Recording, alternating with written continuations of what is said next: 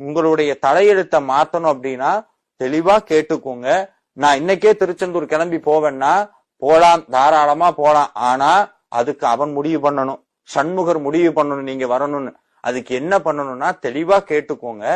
தினமும் காலையில நான் முன்னாடி சொன்ன மாதிரி ஏதாவது ஒரு திருப்புகள், இல்ல கந்தர் கலிவெண்பா, இல்ல கந்தர் அனுபூதி, எதுவும் தெரியலையா, முருகா முருகா முருகா முருகாங்கிற மந்திரத்துக்கு மிஞ்சினது எதுவும் கிடையாது. 64 கோடி தீர்த்தமும் முருகங்கிற நாமத்துக்குள்ள அடங்கி இருக்கிறது. அவ்வளவு பெருமை வாய்ந்தது.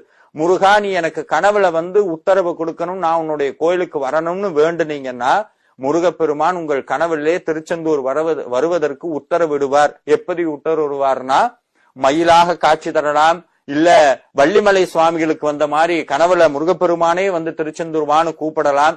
இந்த மாதிரி ஏதாவது ஒரு சமிக்ஞை மூலமாக உங்களுக்கு திருச்செந்தூர் வருவதற்கு உத்தரவு வர வேண்டும்.